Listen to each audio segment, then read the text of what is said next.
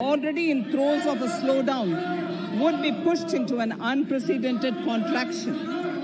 We could not have also imagined then that our people, as those in other countries, would have to endure the loss of near and dear ones and suffer hardships brought about due to a health crisis. The risk of not having a lockdown was far too high.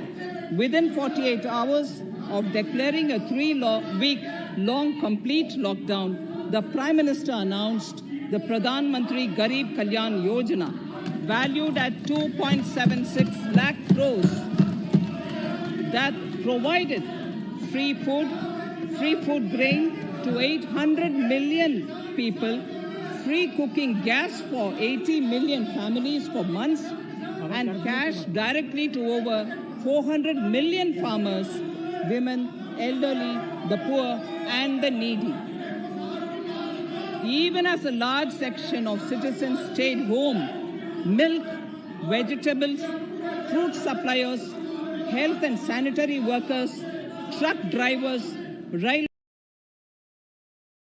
and public transport workers, bank employees, electricity workers, our annadatas, police, firemen, and the armed forces all had to go about their work as normal, but with the additional anxiety of the virus hanging over them. We recognize this, and I think I speak on behalf of everybody in this august house when I express my heartfelt gratitude to these men and women for how they were able to carry out their work and duty to provide for the nation's basics over those crucial months. Speaker, sir, for public good, honorable members of parliament and members of legislative assemblies too offered their salaries. In May 2020, the government announced the Atmanirbhar Bharat package. To sustain the recovery further into the year, we also rolled out 2 more Atmanirbhar packages, 2 and 3.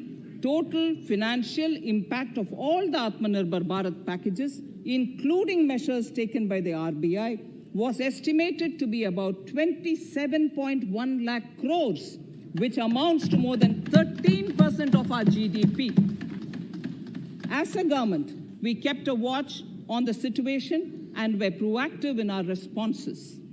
The government, led by the Prime Minister, stretched its resources to deliver for most vulnerable sections of our society, the poorest of the poor, the Dalits, the tribals, the elderly, the migrant workers, and our children. The Pradhan Mantri Garib Kalyan Yojana, the 3 Atmanirbhar packages, and announcements made later were like 5 mini budgets in themselves.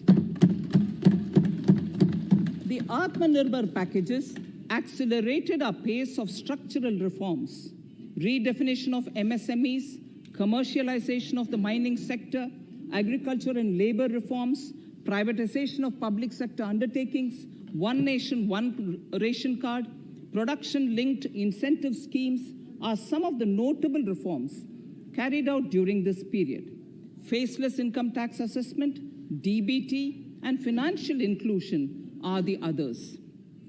Today, India has 2 vaccines available and has begun medically safeguarding not only her own citizens against COVID-19, but also those of 100 or more countries. It is added comfort to know that 2 or more vaccines are also expected soon. Honorable Prime Minister launched the vaccination drive by crediting and thanking our scientists. We are ever grateful for the strength and rigor of their efforts. Having said that, we are all reminded time and again that our fight against COVID-19 continues into 2021. Now, just as it happened after the 2 world wars, there are signs that the political, economic, and strategic relations in the post-COVID world are changing. This moment in history is the dawn of a new era, one in which India is well poised to truly be the land of promise and hope.